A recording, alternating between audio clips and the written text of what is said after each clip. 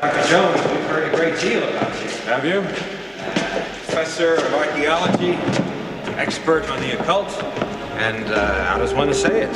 Obtainer of rare antiquities. Indiana Jones. Always knew someday you'd come walking back through my door.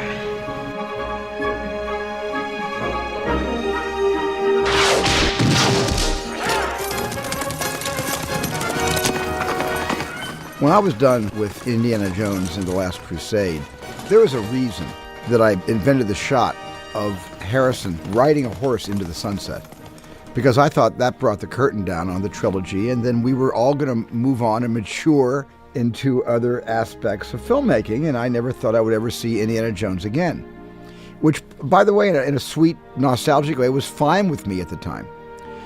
But there were some people it wasn't fine with. And I think it started with the fans. And I really think that the first rumblings we heard was about 5 years later.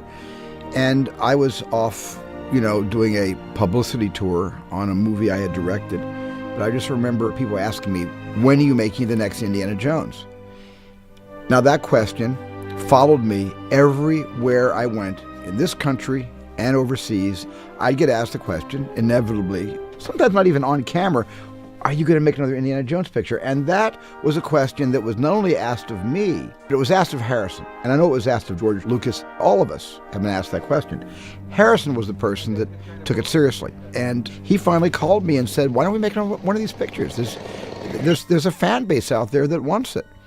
And my attitude was always, I've moved on and you've moved on and I'm making these historical dramas and that sort of thing. And Harrison was tenacious, and Harrison called George and got George thinking about it. Then George called me, and he said, well, Steve, what do you want to do? It could be fun to make another movie. And I was the holdout. I was the one that said, I'm done with this series. It was great. Let's walk away.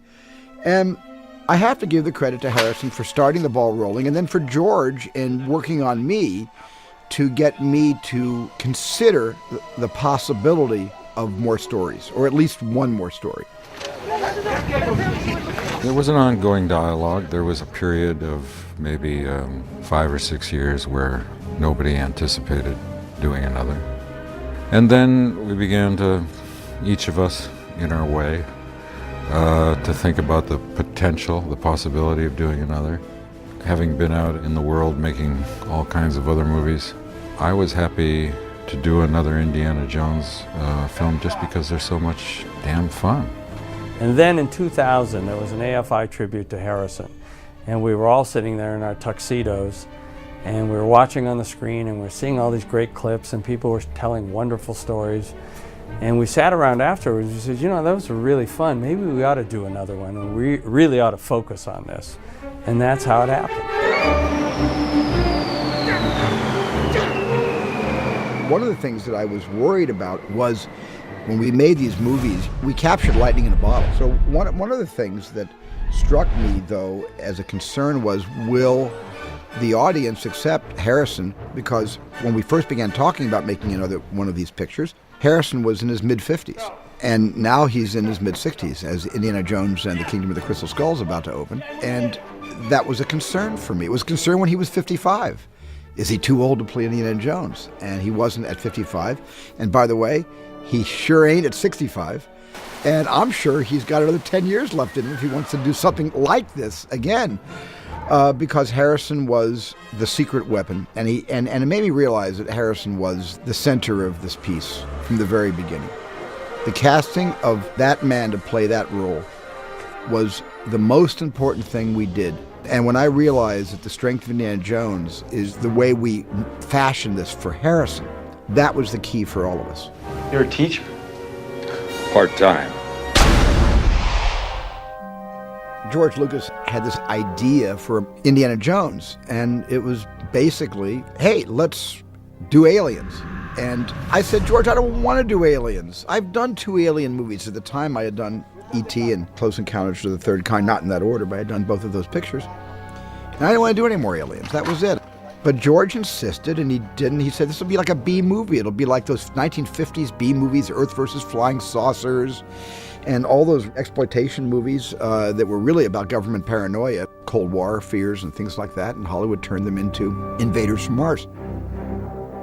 It was the idea of taking the genre from the 1930s serials, action-adventure serials, to the B science fiction movies of the 50s, in the early 50s. And I said, if we move the whole thing into the 50s, which would be age-appropriate for Harrison, that would be the cinematic equivalent. And I wanted to rest it on a cinematic antecedent, like we did with the other one. And I resisted, but I also never thought I'd be making Indiana Jones 4. So I guess I kind of humored George by going along with it, thinking, well, I'll never wind up directing this movie, though. I'll wind up producing it with George and somebody else. We'll get some young kid to come in and do this, you know. And then when we actually began to get close to a story involving extraterrestrials, Independence Day came out, which was a smash. And I said to George, I called George up after I saw the movie. I said, hey, this movie's really a lot of fun. It's brilliantly directed by Roland Emmerich. It's just got everything you want in a movie. It's got humor, and it's got drama. It's got things you've never seen before. It's got a mothership bigger than my mothership in Close Encounters hovering over a city in broad daylight. I said, come on, we can't do aliens, especially since Roland has done his alien picture. I then sort of thought, well, maybe I could do a kind of, you know, there's a whole genre of ancient civilizations developed by aliens. And I said, well, maybe I could move it into that, you know, without flying saucers and see if that would work.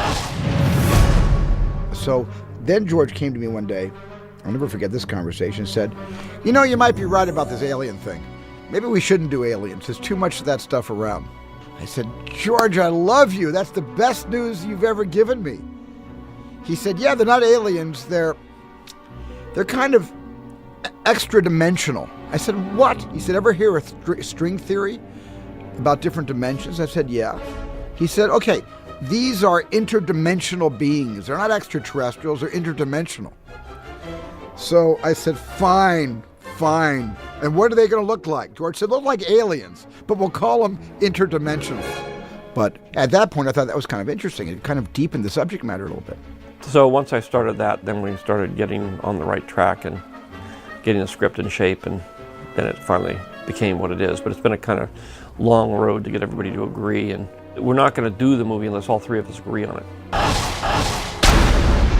So then I had this idea to bring in Jeff Nathanson, who had done 2 scripts for me, and he put some really good ideas together and gave us some guidance, some direction, especially on the story. He really brought some original elements to the story, and of course he has a storyboard credit that he shares with George, which I'm very happy about. But what I did later on was I went to who I call my closer, David Koepp, who has written a number of films, starting with Jurassic Park and Lost World. David wrote War of the Worlds, which I directed, and he's an accomplished director himself. And so I went to David and I said, David, I need help. And then he wrote the script that became the movie. You kind of have to approach this movie as if the others never happened, but in the back of your mind realize that the rules were laid out previously and you still have to stick by them. So it's a bit of a balancing act, you know, and my feeling was I want to be respectful, I want to be mindful, but I also have to write something as if for the first time, you know, so try to have the audience in your head but not have them in your head. It's a real sort of tricky line that you got to walk. I think David's sense of humor is the key to the way that he writes. I think that's what makes his characters so endearing and accessible and entertaining. So the fact that he also has this incredible ability to write action and understand, you know, the structure of how that works and how you build upon action and how you make things more exciting and suspenseful and all of those things. At the end of the day, it's all about the characters. One of the things that I'm excited about is Marion Ravenwood. Indiana Jones. About time you showed up. Mom. Sweetheart, what are you doing here? Forget about me, are you all right? Mom. Young man, I specifically told you not to come down here. It was so great to work with Karen again after all these years. She hadn't changed a bit. I always knew one day you'd come walking back to my campfire. Yep. She is the same feisty Marion Ravenwood as she was when we released the picture in 1981. I learned to hate you in the last 10 years.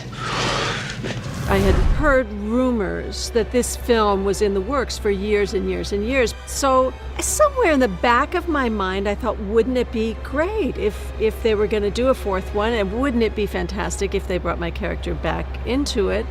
But I can't say that I really, believed that that was going to happen. So I'm just, actually I was at my studio one day and the telephone rings and I pick it up and I hear somebody on the phone going, "I've got Steven Spielberg on the line for you."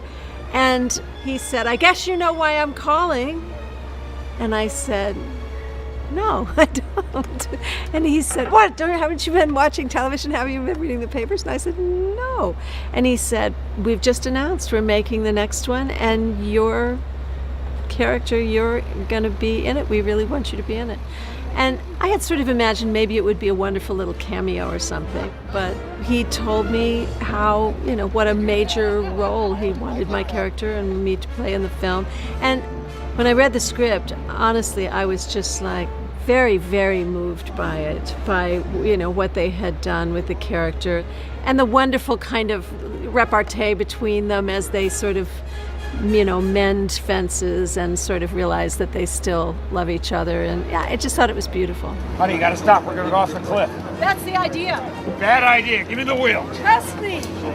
Marion remains as independent and strong as she ever was. Dad, you never wrote any of that in the Marion letters? What was it? Ravenwood is your mother. For God's sake, Indy, it's not that hard. And a lot of the comic fodder comes out of their relationship, and also out of the process of the revelation of his fatherhood. He's a good kid, Marion. You should get off his back about school. Mutt, Not everybody's cut out for it. His name is Henry. Henry, good name. He's your son. My son. In the beginning, it was a daughter he didn't know about, and I thought that'd be a great thing. Stephen actually didn't like that idea, and so David revisited the idea again as a son, and then this time we approached him with it. He sort of said, "Okay." My name's Mutt Williams. Mutt? What kind of name is that? That's the one I picked. You got a problem with it? In the beginning, it was approached kind of as he was a nerd. He was kind of a straight-laced kid that wore suits and things. And then later on, we decided that that isn't really the way it should work. It should work that he's the wild kid, which is what Indy was to his father. Dad! It's important. Wait. No, Dad, you listen. Junior! So just like he was to his father, that's kind of going off and doing all the wrong things and disobeying and doing all this stuff, now Indy's faced with the same mess. Get on, Gramps! The curse returns in the form of his son. So what are you, like 80? I always like the fact that his name's Mutt, and his father figures were kind of being switched in and out of his life. And so now you got a kid who never really had a stable father, who had a mother who lived a really intense life, never really had a normal upbringing. He's kind of lost. The way Stephen always explained it to me was like man boy, where you got this person who on the outside is trying to present himself as something that he's really not. I'm a man, so look at this knife, look at this bike. I'm a man, look at it, And it's never that simple. I'm ready. Don't give these pigs a thing. Clearly I've chosen the wrong pressure point. Perhaps I can find a more sensitive one. Приведите женщину! We couldn't do Nazis again, and I wouldn't have done that anyway. But because of the 50s, the other thing about the 50s was the Cold War, and the Red Menace, as it used to be known in America, and the threat of nuclear annihilation, nuclear intimidation. That was something that was in the headlines every single day, and so the Russians got the job. Russians. This ain't gonna be easy. Not as easy as it used to be. The skull was stolen from Akator in the 15th century. Whoever returns it to the city temple will gain control over its powers. I've heard that bedtime story before. What the Indiana Jones movies have always done really well is play with existing mythology and bend it to their storytelling purposes, So everything in it is drawn from real mythology. There may be hundreds of skulls at Akator, perhaps thousands. Whoever finds them will control the greatest natural force the world has ever known. Power over the mind of man. There are crystal skulls, and there are large groups of people that believe all these things. So, could be true, could be not, we don't know. But the closer you can stick to real legends, the better the movie's going to work, I think. A mind weapon. A new frontier of psychic warfare. That was Stalin's dream. There was a lot of history about the Russians having a big program about mind control, ESP. All of those disciplines were researched to try to see if they could figure out other ways of having secret weapons. So that was very big in Russia, and we used that. Imagine, to peer across the world and know the enemy's secrets, to place our thoughts into the minds of your leaders. And the best part? You won't even know it's happening. Well, the original title on the original script was Indiana Jones and the Saucerman, and that's what I wanted it to be. And then it went from there to things even like Indiana Jones and the Attack of the Giant Ants. I said, hey, let's call this Indiana Jones and the yada yada of the Mysterians, until I realized, wait, we can't call it that. There was a movie called The Mysterians, so we had to give that up. I really, for a long time, thought the movie should be called Indiana Jones and the Son of Indiana Jones. That was my bright idea, but not really. David Koepp had written out 25 titles. George wrote out some, I wrote out some, and the three of us basically came to the conclusion that, Indiana Jones and the Kingdom, which was a word George insisted on using, of the Crystal Skull was the right balance of mystery and being able to embrace our MacGuffin. But, all the traditions of Indiana Jones are back again. I wasn't trying to reinvent the wheel here. I wasn't trying to make this movie bigger or better. I wanted this to be a blood relative to the other three Raiders pictures. And I just think that we created Indiana Jones, but it belongs to the world. And now we're their custodians. And our job really is to serve up a huge helping of not only what Indiana Jones means to older people who grew up with it, but we need to reintroduce the character to those who didn't. And so those are my responsibilities.